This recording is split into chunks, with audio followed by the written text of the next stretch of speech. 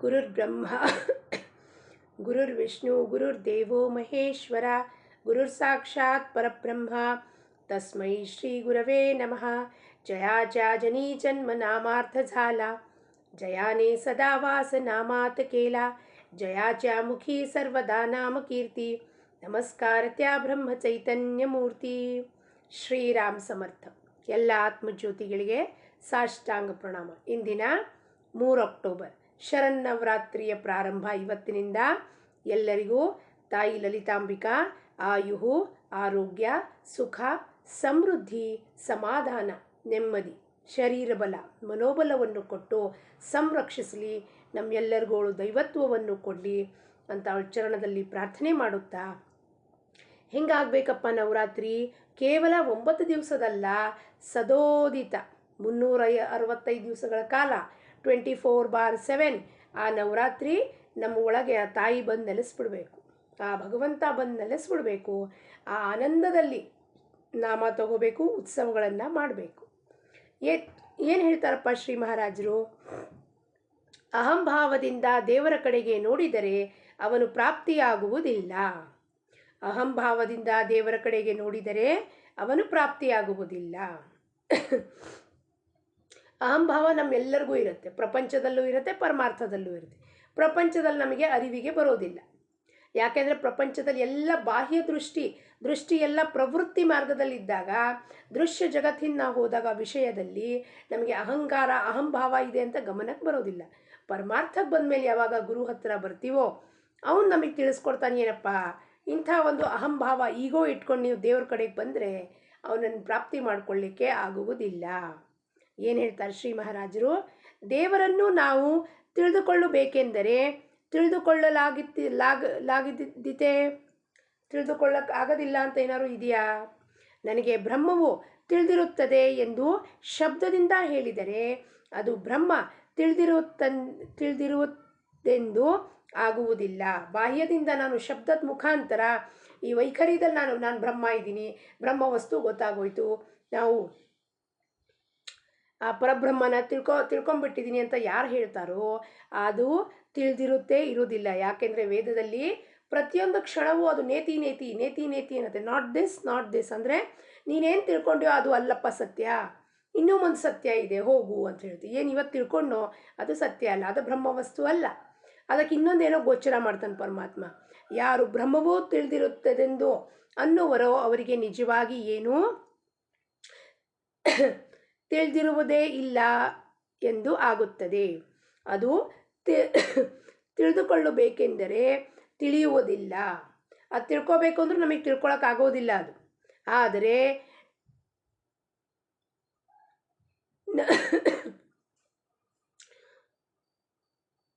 ನಮಗೆ ಅರಿವು ಆಯಿತೆಂದರೆ ತಿಳಿಯುತ್ತದೆ, ಹಾಗೂ ಕೊನೆಗೆ ನನಗೆ ತಿಳಿಯುತ್ತದೆ ಎಂಬ ಭಾವನೆಯೂ ಅಲ್ಲಿ ಉಳಿಯುವುದಿಲ್ಲ. ನಮಗೆ ಅರಿವಾಗಬೇಕು ಫಸ್ಟು. ಈ ವಿವೇಕದ ಮುಖಾಂತರ ಸಂಪೂರ್ಣ ಜಗತ್ತೇನು, ಆ ಪರಮಾತ್ಮ ಯಾರು, ಪರಬ್ರಹ್ಮ ವಸ್ತು ಏನು, ಚರಾಚರ ಸೃಷ್ಟಿಗೆ ಏನು ಸಂಬಂಧ, ನನ್ನ ಸ್ವರೂಪ ಏನು, ಇದನ್ನೆಲ್ಲ ತಿಳ್ಕೋಬೇಕು. ಇದು ನನಗೆ ಫಸ್ಟು ಅರಿವಾಗಬೇಕು. ನಾನು ಏನಕ್ಕಪ್ಪ ಬಂದಿದ್ದೀನಿ ಪೃಥ್ವಿ ಮೇಲೆ? ಆ ಭಗವತ್ ಪ್ರಾಪ್ತಿಗೋಸ್ಕರ. ಈ ಅರಿವು ನಮ್ಮಲ್ಲಿ ಮೂಡಿದಾಗ ಅದು ತಿಳಿಯುತ್ತದೆ, ಅದು ಏನಪ್ಪ ಅನ್ನೋ ತಿಳಿಯುತ್ತದೆ. ಹಾಗೂ ಕೊನೆಗೆ ನನಗೆ ತಿಳಿಯಿತು, ನನಗೆ ಗೊತ್ತಾಯ್ತಪ್ಪ ಅಂತ ಭಾವನೆಯೂ ಅಲ್ಲಿ ಕಡೆಗೆ ಉಳಿಯೋದಿಲ್ಲ. ಯಾಕೆಂದರೆ ನಾನು ಎಂಬುದು ಸಂಪೂರ್ಣವಾಗಿ ಲಯ ಹೊಂದಿರುತ್ತೆ. ನಾನು ಬ್ರಹ್ಮನು ತಿಳಿಯುತ್ತೇನೆಂದು ಯಾರು ದೇವರ ಹತ್ತಿರ ಹೋಗುತ್ತಾರೋ ಅವರಿಗೆ ಏನೂ ಪ್ರಾಪ್ತವಾಗುವುದಿಲ್ಲ. ಅಹಂಭಾವದಿಂದ ಯಾರು ದೇವರನ್ನು ನೋಡಲು ಹೋಗುತ್ತಾರೋ ಅವರಿಗೆ ದೇವರ ಪ್ರಾಪ್ತಿ ಆಗುವುದಿಲ್ಲ. ನಮ್ಮ ಅಹಂಕಾರವೇ ಭಗವಂತನ ಪ್ರಾಪ್ತಿಗೆ ಅಡ್ಡಿ ಬರುತ್ತದೆ. ಹಾಗೂ ಅದನ್ನು ನಮ್ಮೊಡನೆ ತೆಗೆದುಕೊಂಡೇ ಭಗವಂತನ ಶೋಧ ಮಾಡಲು ಹೊರಟರೆ ಅವನು ಹೇಗೆ ಪ್ರಾಪ್ತವಾದನು? ಪ್ರಶ್ನೆ. ಮಹಾರಾಜರು ಏನು ಮಾಡ್ತಾರೆ? ಪ್ರಶ್ನೆ ಕೇಳ್ತಾರೆ. ಅಹಂಭಾವ ಇಟ್ಕೊಂಡು, ಈ ಅಹಂಭಾವ ಹೆಂಗಿದೆಯಪ್ಪ ನಮಗೆ ಹೆಂಗೆ ಗೊತ್ತಾಗುತ್ತೆ? ನಮ್ಮಲ್ಲಿ ಅಹಂಭಾವ ಇದೆ, ದೇಹಭಾವ ಇದೆ. ಹೋದ ಕಡೆ ನಾವು ಮಾತಾಡೋದು, ಆ ಗುರುಗಳ ಸಮ್ಮುಖದಲ್ಲಿ ಗುರುಗಳ ಹತ್ರ ಹೋದಾಗ ನಾವು ಕೇವಲ ಮೌನ ಮಾಡಬೇಕಂತೆ. ಅವ್ರ ಹತ್ರ ಏನೂ ಪ್ರಶ್ನೆಗಳನ್ನು ಕೇಳಬಾರ್ದು. ವ್ಯಾವಹಾರಿಕ ಪ್ರಶ್ನೆ ಅಂತೂ ಕೇಳಲೇಬಾರ್ದು. ತುಚ್ಛ ಗೌಣ ವಸ್ತು ಕೇಳಬಾರ್ದು, ಆದರೆ ಮೌನ ಸಾಧಿಸಬೇಕು. ಆ ಮೌನದಲ್ಲಿ ಅವ್ರು ನಮಗೆ ಕೃಪಾ ಕಟಾಕ್ಷವನ್ನು ಬೀರ್ತಾರೆ. ಗುರು ಹತ್ರ ನಾವು ಹೋದಾಗ ಅವನಿಗೆ ಗೊತ್ತಿಲ್ವಾ ನಮಗೇನು ಕೊಡಬೇಕು, ಆದರೂ ಸಹ ನಾವು ಎಷ್ಟು ಮಾತಾಡ್ತೀವಿ, ಯಾಕೆಂದರೆ ನಮಗೇನೋ ಗೊತ್ತಿದೆ. ಅಹಂಭಾವ, ಈ ಅಹಂಭಾವ ಇಟ್ಕೊಂಡು ಅವನ ಹತ್ರ ಹೋದರೆ, ಅವನವನು ಶೋಧನೆ ಮಾಡೋಕ್ಕೆ ಹೋದರೆ ಅವನು ಹೆಂಗೆ ನಮಗೆ ಪ್ರಾಪ್ತಿ ಆಗ್ತಾನೆ? ಮತ್ತು ನಾವು ಅಲ್ಲಿ ಹೋದಾಗ ನಮ್ಮ ಒಂದು ಭಕ್ತಿ ನಾವು ಮಾಡ್ತಿದ್ದೀವಿ ಅಂತ ಅದು ಪ್ರದರ್ಶನೆ ಮಾಡ್ತೀವಿ, ಎಲ್ಲರಿಗೂ ತಿಳಿಬೇಕು ಅಂತ ಮಾಡ್ತೀವಿ. ಅಂಥದ್ರಲ್ಲಿ ಭಗವಂತನ ಹತ್ರ ಹೋದಾಗ ನಮ್ಮ ಅಹಂಭಾವ ಪ್ರಕಟ ಆಗುತ್ತೆ ವಿನಃ ಅಲ್ಲಿ ನಮಗೆ ಅವನು ಪ್ರಾಪ್ತಿ ಆಗುವುದಿಲ್ಲ. ನಮ್ಮ ಹಾಗೂ ಭಗವಂತನ ಮಧ್ಯದಲ್ಲಿ ನಮ್ಮ ಅಹಂಕಾರದ ತೆಳೆವಾದ ಪರ್ದೆ ಇರುತ್ತದೆ, ಹಾಗೂ ಅದು ಇರುವುದರಿಂದಲೇ ಭಗವಂತನು ನಮಗೆ ಕಾಣುವುದಿಲ್ಲ. ಭಗವಂತ ಒಳಗಿದ್ದಾನೆ ಅಂತ ಗುರು ಹೇಳ್ತಾನೆ, ಆದರೆ ನಮಗೆ ಕಾಣ್ತಾ ಇಲ್ಲ. ಯಾಕಪ್ಪ? ಯಾಕೆಂದರೆ ನಮ್ಮಲ್ಲಿ ಭಗವಂತನ ಮಧ್ಯದಲ್ಲಿ ಅಹಂಕಾರದ ಒಂದು ತೆಳುವು ಪರದೆ ಇದೆ, ಥಿನ್ ಮೆಂಬ್ರೇನ್ ಅಂತೀವಿ ನಾವು ಅದಕ್ಕೆ. ಆ ಪರದೆಯನ್ನು ದೂರ ಸರಿಸಿದರೆ ನಮಗೆ ಭಗವಂತನ ದರ್ಶನವಾಗುತ್ತದೆ. ನಾವು 12 ಗಂಟೆ ಸಮಯದಲ್ಲಿ ಯಾವಾಗಲೂ ದೇವಸ್ಥಾನಕ್ಕೆ ಹೋದಾಗ ನೈವೇದ್ಯ ಸಮಯದಲ್ಲಿ ಅವ್ರು ಪರದೆ ಹಾಕ್ತಾರೆ, ಭಗವಂತನಿಗೆ ನೈವೇದ್ಯ ತೋರಿಸುವಾಗ ನಾವು ಯಾರೂ ನೋಡಬಾರ್ದು. ಆವಾಗ ಆಮೇಲೆ ಆ ಪರದೆ ಮತ್ತು ಭಗವಂತನ ನಡುವೆ ಎಷ್ಟು ಸ್ವಲ್ಪ ಗ್ಯಾಪ್ ಇರುತ್ತೆ ನಮಗೆ ಕಾಯಬೇಕಾಗತ್ತೆ. ಅದೇ ರೀತಿಯಲ್ಲಿ ನಮ್ಮ ಮತ್ತು ಭಗವಂತನ ಮಧ್ಯದಲ್ಲಿ ಅಹಂಕಾರದ ಪರದೆ ಹಾಕ್ಕೊಂಡ್ಬಿಟ್ಟಿದ್ದೀವಿ ನಾವು. ಭಗವಂತ ಎಲ್ಲಿದ್ದಾನೆಕ್ಕಿಂತ ಹೆಚ್ಚಾಗಿ ಭಗವಂತನೇ ಸರ್ವಕರ್ತ ಎಂಬುದನ್ನು ಮರೆತು ಹೋಗಿರೋದಕ್ಕೆ ಆ ಅಹಂಭಾವದಿಂದ ನನ್ನ ಕಡೆ ನಾನು ಕರ್ತೃತ್ವ ಭಾವ ಇಟ್ಕೊಂಡು ಎಲ್ಲ ನಾನೇ ಮಾಡ್ತಿದ್ದೀನಿ ಅನ್ನೋದು ಭಗವಂತನ ಮರೆತು ಬಿಟ್ಟಿದ್ದೀನಿ. ಆ ಪರದೆ ಸರಿಸೋದು ಅಂದರೆ ಏನು? ನಾನು ಕರ್ತ ಅಲ್ಲ. ಆ ತೆಳು ಪರದೆ ಏನಿದೆಯಪ್ಪ, ಅಜ್ಞಾನದ ಪರದೆ, ನಾನು ಕರ್ತ ಅಲ್ಲ ಪರಮಾತ್ಮನೇ ಕರ್ತಾಧರ್ತ. ಅವನ ಇಚ್ಛಾ ಮಾತ್ರದಿಂದ ಈ ಜೀವನ, ಈ ನಮ್ಮ ಒಂದು ಜೀವನ ಶೈಲಿ ಪ್ರಾರಬ್ಧ ಕರ್ಮದಿಂದ ಬಂದಿರೋ ಈ ದೇಹ ಅವನೇ ನಡೆಸ್ತಿದ್ದಾನೆ ಅಂತ ಯಾವಾಗ ನಿರ್ಧಾರ ಆಗುತ್ತೋ ಆವಾಗ ಪರದೆ ಕಳಚಿ ಹೋಗುತ್ತೆ. ವ್ಯಾಪಾರ ಸರಿಯಾಗಿ ನಡೆಯದಿದ್ದರೆ ನೀವು ವ್ಯಾಪಾರ ಮಾಡಲು ಹೇಳಿದ್ದೀರಿ, ಆದರೆ ಅದು ಸರಿಯಾಗಿ ನಡೆಯುತ್ತಾ ಇರುವುದಿಲ್ಲ ಎಂದು ಕೇಳಲು ಬರುತ್ತೀರಿ.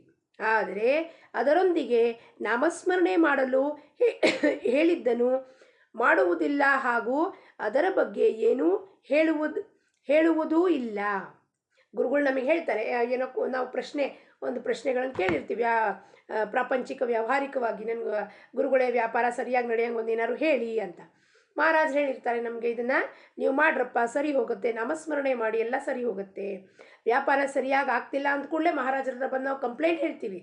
ಆದರೆ ಕೊಟ್ಟಿದ್ದ ನಾಮಸ್ಮರಣೆನ ನಾವು ನಿಷ್ಠೆಯಿಂದ ಮಾಡ್ತಿದ್ದೀವಿ, ಶ್ರದ್ಧೆಯಿಂದ ಪಾಲನೆ ಮಾಡ್ತಿದ್ದೀವೋ ಇಲ್ಲೋ ಅಂತ ಬಂದವರಿಗೆ ನಾವು ತಿಳಿಸೋದೂ ಇಲ್ಲ. ನಾಮಸ್ಮರಣೆ ಮಾಡಿದರೆ ವ್ಯಾಪಾರದಲ್ಲಿ ಅಸ್ತವ್ಯಸ್ತತೆ ಉಂಟಾದೀತೆ.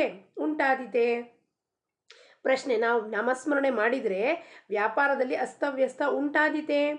ನೀವು ನಮ್ಮ ಸಂಸಾರದಲ್ಲಿ ಅಸ್ತವ್ಯಸ್ತ ಮಾಡಲು ಹೇಳುತ್ತಿರುವಿರಿ ಎಂದು ನೀವು ಅನ್ನಬಹುದು.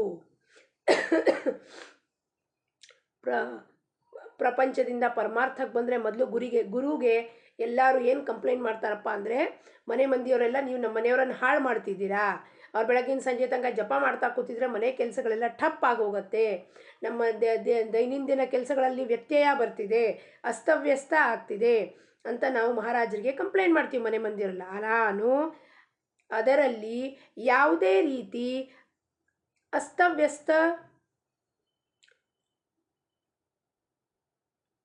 ಅಸ್ತವ್ಯಸ್ತಗೊಳಿಸಲು ಹೇಳುವುದಿಲ್ಲ. ಆದರೆ ನನ್ನ ಹೇಳಿಕೆಯಂತೆ ನೀವು ನಾಮಸ್ಮರಣೆ ಮಾಡಿದ್ದೇ ಆದರೆ ಅದು ಉತ್ತಮವೇ ಆಗುತ್ತದೆ. ಮಹಾರಾಜರೇ ಯಾವತ್ತು ಪ್ರಪಂಚ ಬಿಟ್ಟು ನೀವು ಪರಮಾರ್ಥ ಮಾಡ್ರಿ ಅಂತ ಹೇಳಲಿಲ್ಲ. ಮಹಾರಾಜರೇನು ಹೇಳಿದ್ರು, ಪ್ರಪಂಚದ ಎಲ್ಲ ಕೆಲಸ ಮಾಡಲಿಕ್ಕೆ ಅಬ್ಬಬ್ಬ ಅಂದರೆ ನಮಗೆ 4 ತಾಸು ಬೇಕು. ಆ 4 ತಾಸುಗಳ ಕೆಲಸ ಮಾಡಿ ಬಾಕಿ ಎಲ್ಲ ಸಮಯವನ್ನು ಆ ಭಗವತ್ ಚರ್ಚೆಯಲ್ಲಿ, ಭಗವತ್ ನಾಮಸ್ಮರಣೆಯಲ್ಲಿ, ಪೋಥಿ ವಾಚನದಲ್ಲಿ, ಸದ್ಗ್ರಂಥ ಪಾರಾಯಣಗಳಲ್ಲಿ ನಿಮ್ಮ ಮನಸ್ಸನ್ನು ರಾಮನಲ್ಲಿ ತೊಡಗಿಸಿ ಅಂತ ಹೇಳಿದರು.